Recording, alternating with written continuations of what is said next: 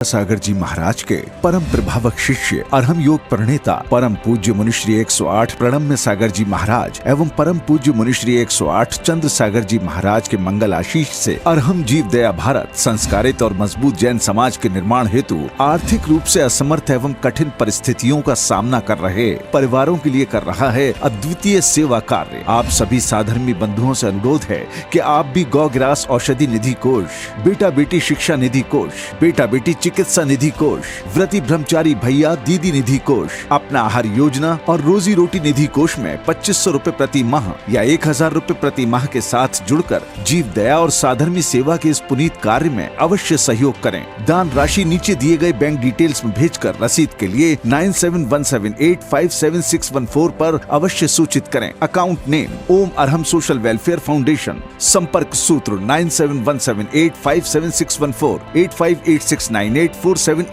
9810843757 9810436940।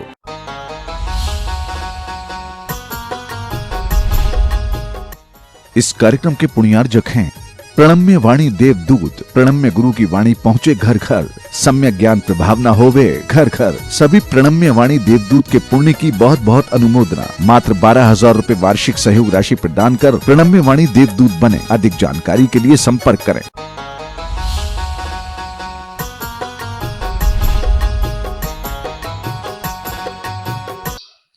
आचार्य सोमदेव सूरी विरचित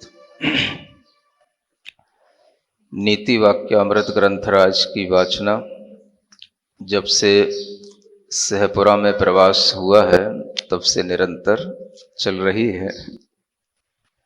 बीच बीच में अनेक कार्यक्रम भी हुए हैं, भक्ति के, ज्ञान के, योग के, किंतु यह वाचना निरंतर चलती रही। और यह वाचना प्रारंभ हुई थी नंदीश्वर महामह विधान के उपरांत। जो जबलपुर के आसपास के शिक्षकों का ग्रुप है, उस संघ के माध्यम से ये वाचना उन शिक्षकों के श्रोता बनकर के उपस्थित होने के माध्यम से ये वाचना प्रारंभ हुई थी। फिर ये विषय सहपुरा के लोगों को अच्छा लगा कि महाराज बाकी सब बातें तो बहुत सुनते रहते हैं, छह ढाला की हों चाहे रत्नकंड श्रावकाचार की हों, किंतु ऐसी नीतियों की बातें, राजनीति की बातें, समाज नीति की बातें कम सुनने को मिलती हैं। इसकी वाचना निरंतर चलती रहनी चाहिए। ऐसा विचार करके ये वाचना आगे बढ़ती रही और बीच बीच में अनेक कार्यक्रम भी होते रहे। उन कार्यक्रमों की अगर श्रृंखला गिनाई जाए तो झड़ी लग जाएगी, लेकिन फिर भी आपके सामने मुख्य कार्यक्रम बहुत सारे आए और वह एक विधान का, भक्ति का जो कार्य चलता रहा, उस भक्ति के कार्य के उपरांत भी, उस नसिया जी मंदिर से यहाँ आने के उपरांत भी यहाँ पर भक्ति का कार्यक्रम निरंतर बना रहा। इसी मंदिर के नीचे प्रांगण में आप सभी लोगों ने बाद में एक अपनी सहजता से उपलब्ध होने वाला एक प्रसंग बना कि आपने एक आदिनाथ कथा भी यहाँ पर सुनी, जो कम लोगों को सुनने के लिए मिलती है, उसका भी यहाँ पर वाचन हुआ। और आदिनाथ कथा के बाद में फिर प्रसंग शुरू हो गया। उसी के बाद में शांतिनाथ भगवान की एक स्तुति का, या कहना चाहिए भक्ति का एक पखवाड़ा शुरू हो गया 16 दिन का, और आपने लगातार 16 दिन तक भगवान शांतिनाथ की भक्ति की। और उसी भक्ति के बीच में आपने अनेक आर्यका माताओं का आगमन देखा और उसमें भी धर्म लाभ अनेक तरह का देखा, अनेक तरह का सानिध्य देखा।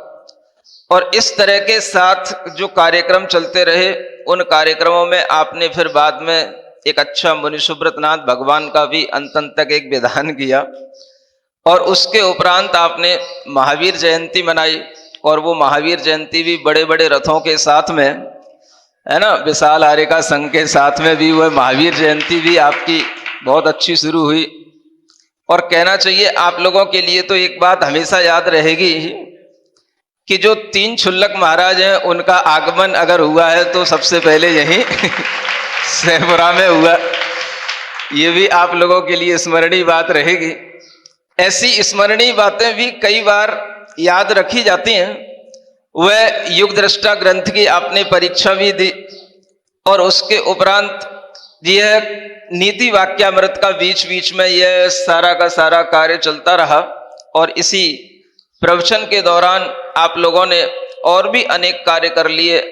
देखते देखते अक्षय तृतीया का पर्व भी आ गया और अक्षय तृतीया के पर्व पर आपने ऐसे अनूठे काम किए हैं कि अगर उन कामों को आपने अंजाम दे दिया तो आपको पिछले दिनों के जितने भी सानिध्य मिले होंगे उन सब सानिध्यों में आपको ये सानिध्य बहुत बहुत याद रहने वाला होगा।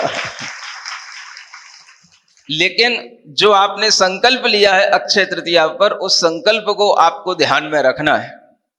और इस संकल्प को याद दिलाने के लिए सारी समाज, यहाँ की कमेटी को और जिन लोगों ने उस संकल्प को लिया है उनके थोड़े से पीछे पड़ जाए, ये ध्यान रखती रहे, काम होता रहे। तो एक बहुत अच्छा शुभारंभ यहाँ के लोगों ने किया था।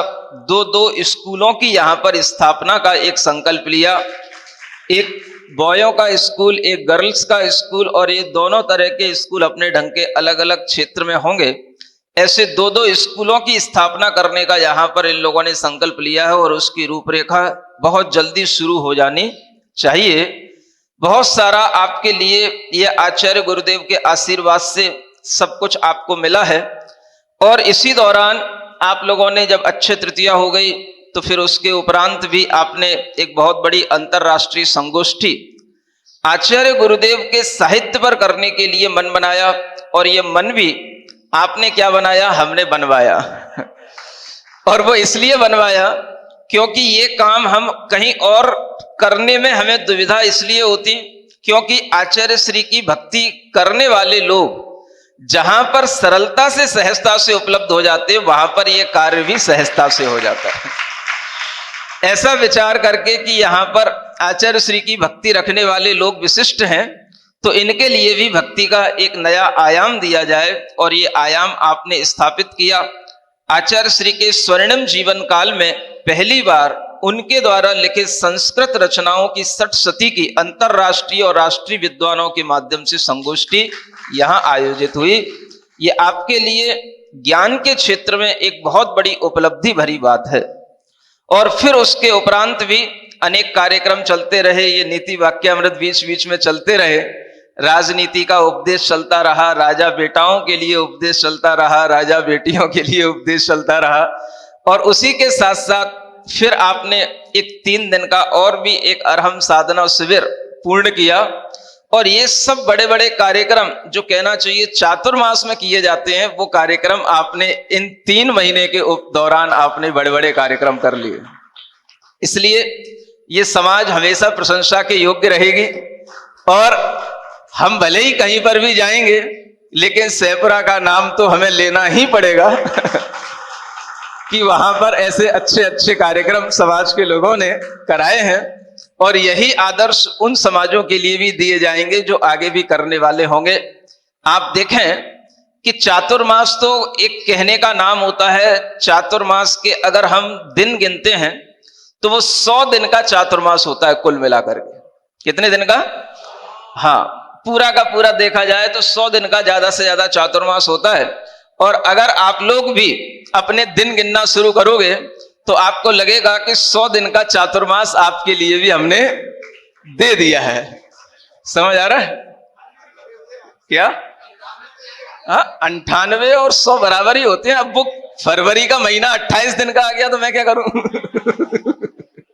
है ना?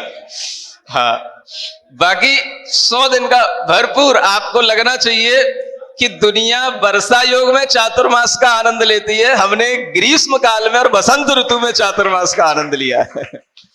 और ये आनंद आपके लिए हमेशा याद भी रहेगा। ये सारी की सारी प्रक्रिया आपके साथ चलती रही।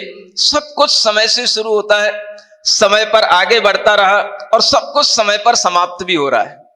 ये आन्वीक्षिकी नाम का जो समुद्देश चल रहा था, जिसमें अध्यात्म विद्या का उपदेश दिया जा रहा था, आज इसके ये कुछ 3-4 सूत्र बचे हैं, इनको मैं आज पूर्ण करने की भावना से बैठा हूं। 9 बज चुके हैं, लेकिन फिर भी हम ये सूत्रों को पढ़ते हुए आगे बढ़ते हैं। सूत्र नंबर 44, जिसमें कहा जा रहा है, अन्यथा पुनर् नरकाय राज्यम। लोक नीति में, राजनीति में यह कहा जाता है कि राजा अपने कर्तव्यों का श्रेष्ठता से पालन करे, और राजा का सबसे बड़ा कर्तव्य यदि है तो वो क्या है? इतना सारा, अगर हमने राजनीति शास्त्र के, मान लो अभी तक हमने 6 अध्याय पढ़ लिए हैं, और इन 6 अध्यायों में अगर हमने सीखा है तो यही सीखा है कि राजनेता का सबसे बड़ा कर्तव्य है शिष्टों का उपकार करना, सज्जनों का उपकार करना, संग्रह करना, उनकी रक्षा करना, और दुष्टों का निग्रह करना। यह राजा का सबसे बड़ा राजधर्म कहलाता है। और अगर राजा इस राजधर्म को पालने में थोड़ा पीछे रह जाता है, अपने पत्नी, अपने बच्चे, अपने परिवार, अपने धन व्यामोह के स्वार्थ में आकर के अगर इन राजधर्म को पालने में वो पीछे रह जाता है, या इस राजधर्म का पालन अच्छे से नहीं करता है, तो उसके लिए यहां कहा जा रहा है, फिर तो उसका राज्यम नरकाय। किसके लिए होगा? उसका ये राज्य नरक के लिए हो जाएगा। यानी राजधर्म का अगर राजा पालन करे तो उसका राज्य पालन करना भी स्वर्ग के लिए होता है। अगर वह दुष्टों का निग्रह करे, उसके राज्य में दुष्ट पनपने ना पाए, उसके राज्य में किसी भी तरह के आतंक, अराजकताएं बढ़ने ना पाए, इस तरह से अगर राजाओं का राज्य बनता है तो आचार्य कहते हैं उनका वह राज्य स्वर्ग के लिए प्रदान करने वाला उनकी आत्मा के लिए होता है। और अगर वो इस काम को करने में अक्षम रहते हैं तो उनका वह राज्य फिर नरक के लिए हो जाता है। ये राजधर्म है। सामान्य से यहां पर यह राजधर्म के लिए विशेषता बताई गई। और आप देखते भी हैं जो अच्छे राजा होते हैं वो हमेशा ये नहीं देखते कि दुष्टों के कारण से हमें डरना पड़े, या दुष्टों के कारण से हमें राजनीति से हमारा कोई दखल हो जाएगा, या राजनीति में हमें कोई हानि हो जाएगी, या इनके कारण से हमारे लिए फिर से वह पद प्रतिष्ठा मिलेगी या नहीं मिलेगी। ऐसा विचार कभी भी श्रेष्ठ राजा नहीं करता है। श्रेष्ठ राजा का कर्तव्य है, अगर राज्य में कोई भी उद्दंडता करता है, हिंसा करता है, कुशील आदि के माध्यम से राज्य में अनेक तरह के भ्रष्टाचार करता है, घूस लेना, रिश्वत लेना, इस तरह की जो अनेक कुरीतियां हैं उनको जो बनाए रखता है, इन सब अपराधों को दूर करके एक अच्छा साम्राज्य स्थापित करना, ये जिस अच्छे राजा के माध्यम से हो जाता है तो आचार्य कहते हैं वो राजा मरण के उपरांत निश्चित रूप से स्वर्गगामी होता है, अन्यथा वह नरकगामी हो जाता है। आप समझ सकते हो, ऐसे अच्छे राजा भी आज हमें देश में देखने को मिलते हैं। अगर हम देखें तो उत्तर प्रदेश के अंदर वो एक अच्छे राजा के रूप में, जहां सबसे ज्यादा एक तरह से बोला जाए, आपकी भाषा में एक शब्द बोला जाता है, समझ आ रहा है, और वो शब्द बोला जाए तो वहां पर वो राज्य हमेशा चलता ही रहता है। लेकिन वह राज्य को उस मंत्री के माध्यम से एक सही ढंग से प्रस्तुत कर देना, और वहां पर जितनी भी डॉन है, आपकी भाषा में बोले तो वो डॉन है, उन डॉनों के अंदर भी एक डर उत्पन्न कर देना, ये जिस राजा के माध्यम से हो जाए उसे एक अच्छा राजा कहना ही चाहिए। समझ आ रहा है? गुणों की प्रशंसा करनी चाहिए। और चूंकि वह योगी भी गुरुकुल का पढ़ा हुआ है, इसलिए उसके अंदर यह राजनीति का ज्ञान है। यह गुरुकुल विद्या से ही आपको इस तरह के ज्ञान मिलते हैं कि एक अच्छे राजा के अंदर क्या योग्यताएं होनी चाहिए। अच्छा राजा केवल अपने सत्ता के बचाव पक्ष में नहीं रहता, किंतु प्रजा के भी बचाव पक्ष में रहता है। ये एक अच्छे राजा का बहुत बड़ा गुण होता है, और यही गुण यहां बताया जा रहा है। अगर राजा इस कार्य को करने में समर्थ नहीं होगा तो आचार्य कहते हैं वह नरकगामी हो जाएगा। और अंत में एक और राज्य पद का यहां पर परिणाम बताया जा रहा है, बंधनांतो नियोग। देखो, ये राजाओं का जो भी नियोग होता है ये अंत अंत तक उन्हें बंधन में डाले रखता है। क्या कहते हैं? बंधन इनके लिए अंत अंत तक बने रहते हैं। यानी ये राज्यपात छोड़ करके मुक्त होना चाहें इनके लिए आसान नहीं होता है। अंत अंत तक इनके पास ऐसी परिस्थिति उत्पन्न हो जाती है जिसके कारण से ये चाहते हैं कि हम इस राज्य पद पर प्रतिष्ठित होकर के इसका निर्वाह करते रहे और इसके बंधन से वह मुक्त नहीं हो पाते। इसीलिए कहा जाता है राज समाज महा अग कारण वैर बढ़ावन हारा। आचार्य कहते हैं कि राजा बनना सरल है, लेकिन राजा बनने के बाद में उस राजा के अंदर इतनी विसंगतियां आ जाती हैं कि उसका वह अपना राज्य समाज पाप का कारण बनने लग जाता है, उसके वैर को बढ़ाने वाला बन जाता है। राजा होता है तो उसके शत्रु भी अवश्य ही हुआ करते हैं। कोई चक्रवर्ती जैसा राजा हो तो उसके शत्रु नहीं होते हैं, लेकिन अगर कोई छोटा राजा होता है तो उसके शत्रु अवश्य होते हैं। जैसे आप देखते हो अलग अलग राज्य हैं और उन अलग अलग राज्यों में चुनाव होते हैं, अलग अलग राज्यों के मुख्यमंत्री बनते हैं, वहां पर पक्ष चलता है विपक्ष चलता है। ठीक इसी तरीके से पहले अलग अलग इन राज्यों के अलग अलग राजा हुआ करते थे, तो एक राजा दूसरे राजा के लिए हमेशा शत्रु भी रह सकता है मित्र भी रह सकता है। अगर पड़ोसी राजा के साथ में उसकी आपसी अच्छी समझ है, अपनी आपसी अच्छे रिश्ते हैं, तो वो मित्र के रूप में भी रह सकता है। अन्यथा पड़ोसी राजा ये सोच करके कि हम इस राजा के राज्य को भी अपने लिए अपना लें या हड़प लें, तो वह उस राजा को बंदी बनाने के लिए, उसे नीचा दिखाने के लिए उसके साथ बैर रख करके उस पर चढ़ाई करने को हमेशा तैयार रहता है। इसलिए जो राजा हुआ करते थे ये सब जो अपने अपने छोटी छोटी रियासतों के राजा हुआ करते थे, दूसरी रियासतों के राजा लोग इनके शत्रु ही हुआ करते थे। इसलिए कहा जाता है ये राज समाज महा अग कारण बैर बढ़ावन हारा। ये बैर को बढ़ाता है। राजाओं की आपस में भी बहुत बड़ी बड़ी लड़ाइयां चलती हैं और राजा जिस समाज को अपनाते हैं रहते हैं उससे भी उन्हें अनेक तरह के पाप का बंध होता है, क्योंकि राजा हमेशा उस राज्य का अधिकारी होते हुए भी अगर धर्म दृष्टि से देखा जाए तो राजा के लिए हमेशा पाप का बंध होता है, क्योंकि उसका एकमात्र मालिक पूरे राज्य का कौन है? तो राजा है। जो कुछ भी उस राज्य में हो रहा है अच्छा या बुरा सबका आश्रय उसके लिए होता है और उसके लिए भी पाप का बंध होता है। इसलिए जो जितनी बड़ी संपदा का मालिक होगा वह उतना ही ज्यादा परिग्रही कहलाएगा और जो जितना बड़ा परिग्रही होगा उसके लिए उतनी ही बड़ी अधोगति होने के चांसेस रहते हैं। इसलिए धर्म नीति कुछ अलग कहती है, राजनीति कुछ अलग कहती है। राजनीति में तो बस इतना ही कह करके छोड़ दिया कि आपको अंत तक बंधन होगा, कष्ट होगा, और राजनीति में यह भी कह दिया कि अगर आप राज्य धर्म का अच्छे से पालन कर रहे हैं तो आपके लिए स्वर्ग मिल जाएगा।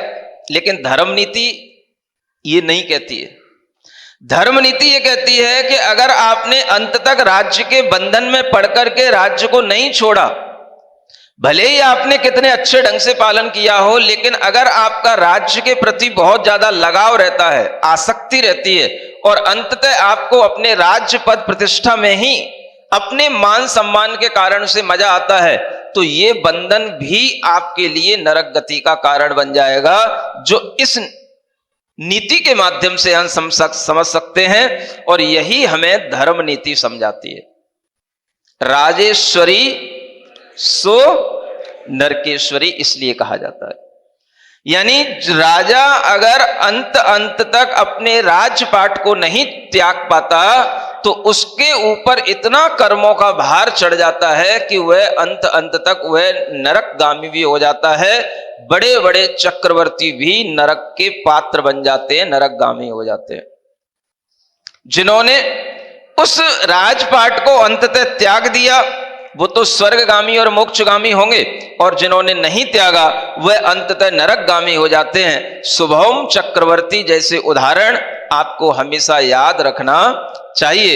इसलिए यहां कहा जा रहा है ये राजबंधन हमेशा बहुत बड़े कष्ट के लिए होता है, और अंत तक इस बंधन का नियोग क्या है, तो अंत तक भी बंधन में पड़े रहना ही इसका नियोग है।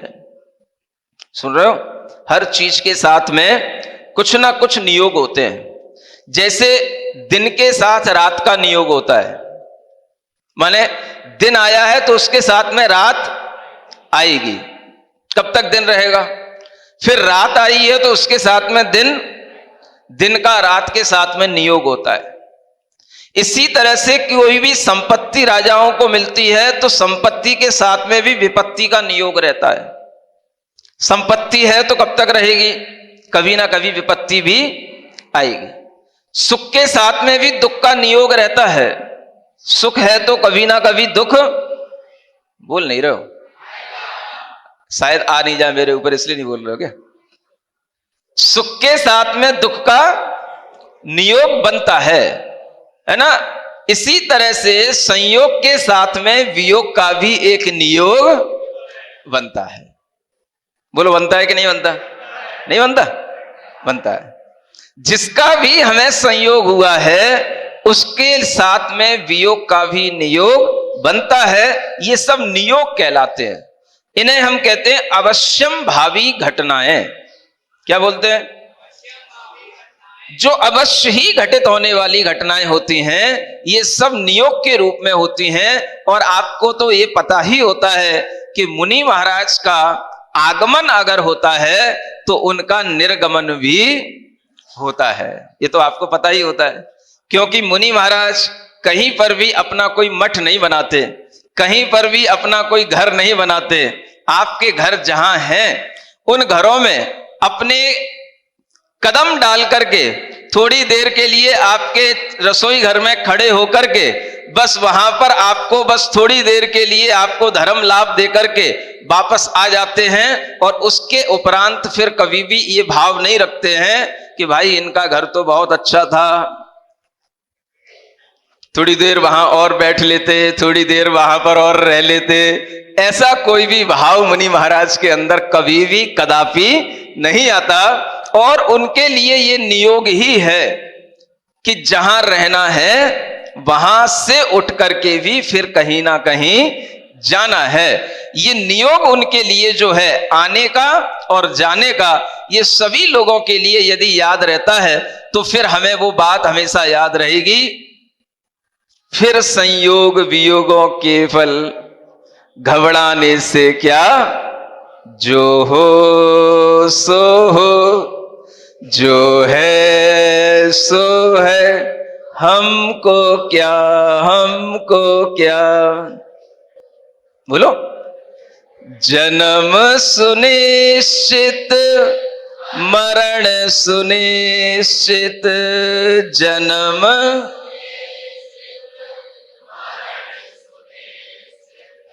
कर्मों का फल मिलना निश्चित, कर्मों का फल। फिर संयोग वियोगों के क्षण, फिर संयोग वियोगों के क्षण, घबराने से क्या, जो हो सो हो, जो हो सो हो, जो है सो है, हमको क्या, हमको क्या, हमको क्या। कुछ हो रहा है आपको? कुछ नहीं हो रहा ना। जहां पर अच्छा धर्म लाभ मिलता रहता है, जहां पर साधुओं का आना जाना बना ही रहता है, लोगों के मन वहां पर भी अभ्यस्त हो ही जाते हैं, ऐसा मैं सोच रहा हूं। समझ रहा है?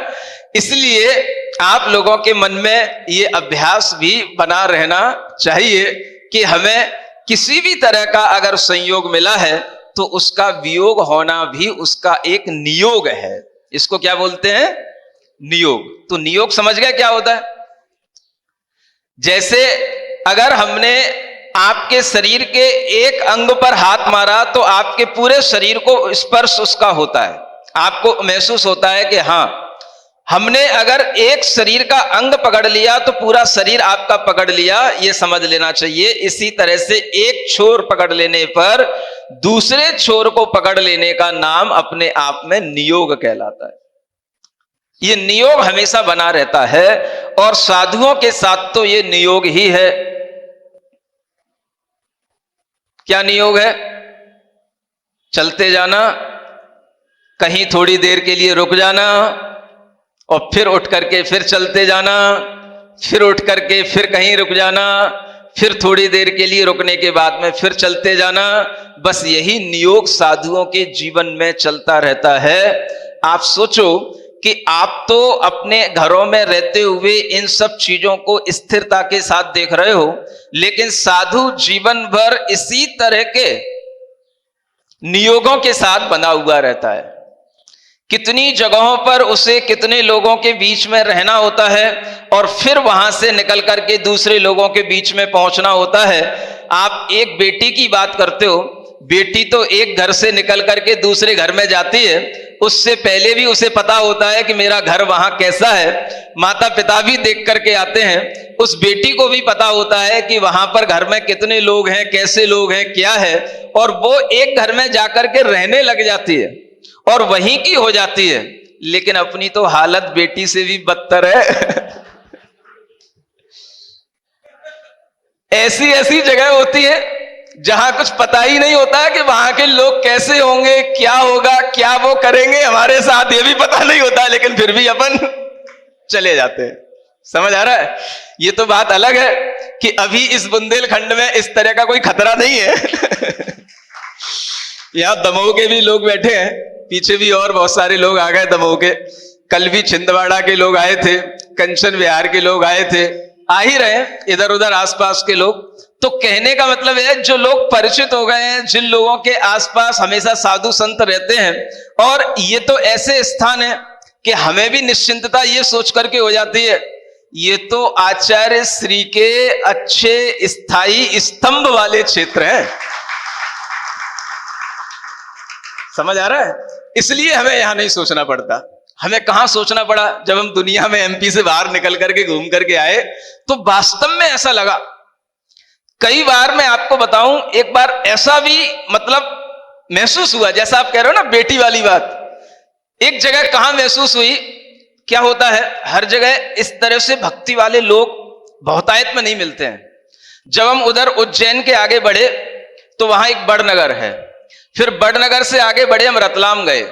समझ आ रहा है? बिल्कुल वही फीलिंग आई जो आप बता रहे हो बेटी वाली। मैं आपको आज शेयर कर रहा हूं, किसी को ऐसा ना लगे कि महाराज ये क्यों कह रहे हैं, लेकिन कभी कभी ऐसा लगा मुझे, और वो चीज मुझे याद रही। जैसे बिहार होता है ना, तो बिहार हुआ, बड़नगर के लोगों ने बिहार कराया, और वहां से बिहार कराने के बाद में जैसे ही रतलाम के लोग आ गए, समझ आ रहा है, बड़नगर वाले लोग सब चले गए और रतलाम वाले लोग अपने को आगे लेकर के चले गए। मुझे बिल्कुल ऐसा ही फील हुआ, यार इनने अपनी डोली यहां से उठा करके इनके हाथ में पकड़ा दी और बन चले जा रहे हैं। एक भी आदमी नहीं बचा। मतलब ऐसे ही जैसे वो इंतजार कर रहे हो, बस रतलाम वाले आए, उनने नमोस्तु किया और वो सब चलते बने। अब मैं देख रहा हूं मुझे किसी का कोई परिचय नहीं, कोई भी बिल्कुल अपना पहले से कोई भी जानकार नहीं, अजनबियों के बीच में मैं अब चल रहा हूं। समझ आ रहा है? ससुराल वाले आ गए। बिल्कुल ऐसा ही अनुभव है। थाना बदल जाता है, ऐसे ऐसे थाना बदल गया। तो कभी कभी ऐसा भी होता है, लेकिन जब थोड़ा सा उन क्षेत्रों में रहते हैं, ये उस समय की बात जब पहले पहले पहुंचे हैं, कोई नहीं जानता है, लेकिन जब क्षेत्रों में रहते हैं, लोगों का आना जाना रहता है, तब फिर ये सब चीजें इतनी पता नहीं पड़ती, कौन कितने लोग आ रहे हैं, कितने लोग जा रहे हैं। लेकिन जब कहीं दूर दराज इलाकों में इस तरह से निकलते हैं तो इस तरह की फीलिंग भी आती है कि बेटी अब इस घर की नहीं रही, अब इस घर की हो गई। समझ आ रहा है? ऐसा भी मुनि महाराज के जीवन में कई बार होता रहता है, और लंबी लंबी यात्राओं के दौरान हर कहीं पर भी नए नए स्थानों पर जाना होता है। और जीवन में देखा जाए तो हमारे लिए सब नए ही स्थान होते हैं, क्योंकि अगर आचार्य महाराज के साथ में रहे हैं तो उस समय पर तो हमें कुछ भी नयापन सा नहीं लगता। सारी जिम्मेदारी आचार्य महाराज की होती है, संघ के बीच में रहते हैं तो कुछ भी नया सा नहीं लगता। लेकिन जब अलग से निकलते हैं तब नया लगता है। दमोह वाले बैठे हैं, ये भी जानते हैं, सबने कुंडलपुर में देखा होगा, दमोह हमारे लिए कोई नया नहीं है, दमोह से कई बार आना जाना हुआ है। लेकिन अब अगर पहली बार जाएंगे तो दमोह हमारे लिए बिल्कुल नया कहलाएगा। समझ आ रहा है? तो वो नयापन जो आता है वो एक अलग ही भाव के साथ में चलता है। और जहां कहीं पर भी नई समाज में पहुंचेंगे तो वो हमारे लिए नई, एक तरह से बहू की तरह नया घर ही होगा।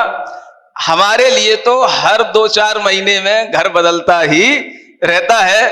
कभी कभी तो घर बदलते ही जाते हैं, ये भी नहीं लगता कि कहीं रुकेंगे भी कि नहीं रुकेंगे। समझ आ रहा है? इतने लंबे लंबे भी आचार्य श्री ने बिहार करवाए हैं। इलाहाबाद में गर्मी करने के बाद में, इलाहाबाद से निकलने के बाद में सीधा बेगमगंज में आकर के चतुर्मास हुआ था। समझ आ रहा है? इसी तरह से एक बार कोटा में महावीर जयंती करने के बाद, उसके बाद महावीर जयंती के बाद ही बिहार चलता रहा, और कोटा से बिहार करते करते रेवाड़ी तक बिहार, पूरी गर्मी भर बिहार चलता रहा, और रेवाड़ी तक चतुर्मास तक बिहार चलता रहा। समझ आ रहा है? ऐसे ऐसे भी लंबे लंबे बिहार हुए हैं। ये तो अभी सुख के दिन यहां मिल रहे हैं, सुख की सार है सहपुरा सुख की सार सहपुरा, माने बुंदेलखंडी कह लो, सुख की सार है। यहाँ कुछ नहीं, साल भर हो गया 50-100 किलोमीटर बस घूमते घूमते उन्हीं स्थानों से इधर उधर जाना हो रहा है। थोड़ा बहुत हो सकता है इस बार आचार्य श्री का कुछ थोड़ा सा कृपा बढ़ जाए तो कहीं कुछ 200-250 किलोमीटर तक कुछ जाना हो जाए। लेकिन अभी जो साल भर से यहाँ बुंदेलखंड में इधर जबलपुर के एरिया में घूम रहे हैं तो ऐसा लग रहा है कि आचार्य श्री अपने अपने प्रिय स्थानों पर हमें पहुंचा रहे हैं, और आगे भी जो आचार्य श्री की नजर में जो अच्छे स्थान हैं हमें भी वही अच्छे स्थान पर आचार्य श्री पहुंचाएंगे। इस बात में कोई दो राय नहीं है, क्योंकि आचार्य महाराज के हृदय में भी कुछ स्थान है जो बसे हुए हैं, है ना? ये सभी लोग जानते हैं। लेकिन ये सब भी ध्यान रखते हुए हमें अंत में ये ध्यान रखना है, बंधनांत है नियोग, हर नियोग अंत में हमें बंधन को देने वाला है। समझ आ रहा है? अच्छे भी बंधन होते हैं और बुरे भी बंधन होते हैं। ये भी आपके लिए एक प्रशस्त बंधन हो जाता है जब हम आपको 1 घंटे यहां बैठा ले रखते हैं और आप 1 घंटे यहां बैठे रहते हो, ये भी एक बंधन है। समझ आ रहा है? लेकिन ये बंधन कैसा है? ये प्रशस्त बंधन है। ये आपके ज्ञान की, ध्यान की, आपको मोटिवेट करने की एक बहुत बड़ी आपके लिए स्थिति बनाता है। ये बंधन आपके लिए हमेशा अच्छा है। लेकिन कौन से बंधनों से हमें बचना चाहिए, ये आगे के 2 सूत्रों में हमें जान लेना है। अध्यात्म का ये उपदेश अंत में बहुत सारभूत बताया जा रहा है। विपदंता खल मैत्री, दुष्टों की, खल माने दुष्टों की मित्रता हमेशा विपत्ति में ही अंत को प्राप्त होती है। बोलिए महावीर भगवान की।